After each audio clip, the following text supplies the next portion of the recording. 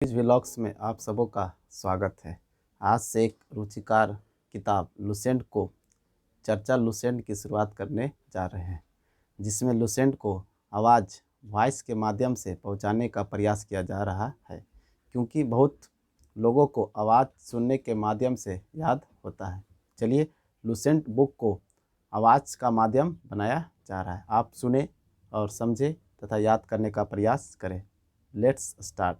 आज का टॉपिक है आधुनिक भारत में 1857 की क्रांति के बाद भारत का स्वतंत्रता संघर्ष। महत्वपूर्ण तथ्य। पहला अंग्रेज विरोधी संघर्ष सन्यासियों के द्वारा शुरू किया गया। तो पहला अंग्रेज विरोधी संघर्ष सन्यासियों के द्वारा शुरू किया गया। सन्यासी विद्रोह का उल्लेख बंकिम चंद्र चटर्जी के उपन्यास आनंद मठ में किया गया। तो सन्यासी विद्रोह का उल्लेख किसमें किया गया है? बंकिम चंद्र चटर्जी के उपन्यास आनंद मठ में किया गया। 1887 ईस्वी में दादा भाई नौरोजी ने इंग्लैंड में भारतीय सुधार समिति की स्थापना की। दादा भाई नौरोजी ने 1887 में भारतीय सुधार समिति की स्थापना की। 1887 ईस्वी के बाद ब्रिटिश सरकार का जो रुख था कांग्रेस के प्रति काफ़ी कठोर होता चला गया। नौरोजी, दत्ता एवं वाचा ने धन निकास का सिद्धांत का प्रतिपादन किया। नौरोजी, दत्ता और वाचा ने धन निकास के सिद्धांत का प्रतिपादन किया। दादा भाई नौरोजी ने धन का पलायन का सिद्धांत का वर्णन अपनी पुस्तक poverty and un British rule in India में किया। धन का पलायन का सिद्धांत का वर्णन अपनी पुस्तक दादा भाई नौरोजी ने poverty and un British rule India में किया। ब्रिटिश हाउस ऑफ कॉमन्स का चुनाव लड़ने वाले सर्वप्रथम भारतीय दादा भाई नौरोजी थे। ब्रिटिश हाउस ऑफ कॉमन्स से चुनाव लड़ने वाले पहले व्यक्ति कौन थे? दादा भाई नौरोजी, जिन्होंने लिबरल पार्टी के उम्मीदवार के रूप में फिंसवरी से 1892 में चुनाव जीता। किस पार्टी से? लिबरल पार्टी से। कहाँ से? फिंसवरी से। कब? 1892 में चुनाव क्या हुआ? जीते। लॉर्ड कर्जन ने 20 जुलाई 1905 ईस्वी को बंगाल विभाजन का निर्णय की घोषणा की। उसके बाद लॉर्ड कर्जन ने 20 जुलाई 1905 को क्या कर दिया? बंगाल विभाजन की घोषणा कर दिया। बंगाल विभाजन के विरोध में उसके बाद 7 अगस्त 1905 को कलकत्ता के टाउन हॉल में स्वदेशी आंदोलन की घोषणा की गई। तो स्वदेशी आंदोलन की घोषणा कब किया गया? जब बंगाल विभाजन हुआ तब। कब? 7 अगस्त 1905 को। कहाँ? कलकत्ता में। किस जगह? कलकत्ता के टाउन हॉल में।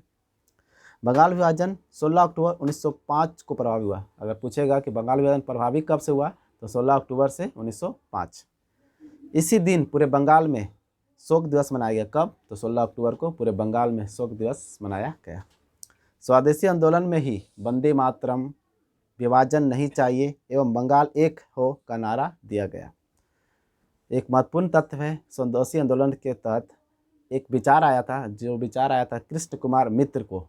वह उन्होंने अपने पत्र संजीवनी में 1905 में इसको प्रस्तुत किया। तो पूछेगा आपसे कि स्वदेशी आंदोलन का विचार किसके पास आया? तो कृष्ण मित्र के पास। उन्होंने अपनी कौन से पत्रिका में इसका वर्णन किया है? तो संजीवनी में। तो कब? तो 1905 में। आंध्रा के डेल्टा इलाका में स्वदेशी आंदोलन को वंदे मातरम आंदोलन के नाम से जाना जाता है। देखिए, आंध्रा का एक डेल्टा स्थान है जिसको स्वदेशी आंदोलन को वंदे मातरम के रूप में भी जाना जाता है। 1906 में कलकत्ता में हुए कांग्रेस अधिवेशन की अध्यक्षता करते हुए दादा भाई नौरोजी ने पहली बार स्वराज की मांग को प्रस्तुत किया। सबसे पहले पूछेगा कि स्वराज मांग को कब प्रस्तुत किया गया? तो वह था कलकत्ता अधिवेशन। पूछेगा कलकत्ता अधिवेशन हुआ कब? तो 1906 में। पूछेगा 1906 के कलकत्ता अधिवेशन की अध्यक्षता किसने किया? तो दादा भाई नौरोजी। इसी अधिवेशन में स्वदेशी की मांग की गई। स्वदेशी आंदोलन चलाने के तरीके को लेकर कांग्रेस में 1907 में सूरत अधिवेशन हुआ, जिसी में उग्रवादी, जिसको गरम दल कहते थे, और उदारवादी, जिसको नरम दल कहते थे, नमक दल दो दलों में विभाजित हो गया। सबसे पहले पूछेगा कि सूरत अधिवेशन हुआ कब? तो 1907। पूछेगा कि दो भागों में विभाजित किस अधिवेशन में हुआ? तो वह कांग्रेस के सूरत अधिवेशन हुआ। पूछेगा इस अधिवेशन की अध्यक्षता किसने किया? तो रास बिहारी बोस ने। स्वदेशी आंदोलन के अवसर पर ही रविन्द्रनाथ ठाकुर ने अपना प्रसिद्ध गीत अमार सोनार बंगला लिखा। बाद में यही गीत बांग्लादेश का राष्ट्रीय गीत बना। पूछेगा कि अमार सोनार बंगला किस देश का राष्ट्रीय गीत है? तो बांग्लादेश का। इसे लिखा किसने? रविन्द्रनाथ ठाकुर ने। किस अवसर पर लिखा? तो स्वदेशी आंदोलन के अवसर पर। बाल गंगाधर तिलक पहले कांग्रेसी नेता थे जिन्होंने देश के लिए कई बार जेल की यात्रा की है। सबसे पहले उन्होंने 1897 में राजद्रोह के आरोप में 18 माह की कारावास हुई। कितने माह की? 18 माह की कारावास। फिर 1908 में राजद्रोह के आरोप में 6 वर्ष का कारावास हुआ। 1908 से 1914 तक वर्मा के माडले जेल में 6 वर्ष की सज़ा काटने के बाद, तो सबसे पहले पूछेगा कि बाल गंगाधर तिलक को किस जेल में रखा गया? तो वर्मा के मांडले जिले में। कब से कब तक? 1908 से 1914 तक। कितने वर्षों तक जेल में रखा गया? तो 6 वर्षों तक। फ्लेग के समय की ज्यादतियाँ से प्रभावित होकर पूना के चापेकर बंधु, जिसको कहते हैं दामोदर एवं बालकृष्ण, जो चापेकर बंधु थे, ने फ्लेग अधिकारी रैंड एवं अरेस्ट की हत्या कर दिया। तो आपसे पूछेगा कि रैंड और अरेस्ट की हत्या किसने किया? चापेकर बंधु। वो कौन दो बंधु थे? दामोदर एवं बालकृष्ण। बंगाल में क्रांतिकारियों की विचारधारा को बरिंद्र कुमार घोष एवं भूपेंद्र कुमार दत्त ने फैलाया। 1905 ईस्वी में बरिंद्र कुमार घोष ने भवानी मंदिर नाम की पुस्तक लिखी। देखिए, आपसे पूछेगा कि बंगाल का क्रांतिकारी विचारधारा किसने प्रस्तुत किया? तो दो भाई थे, बरिंद्र कुमार घोष और भूपेंद्र नाथ दत्त। कब? 1905 में।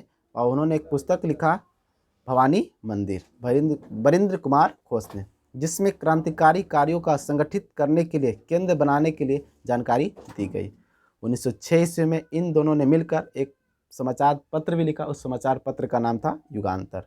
भवानी मंदिर, बरिंद्र कुमार घोष।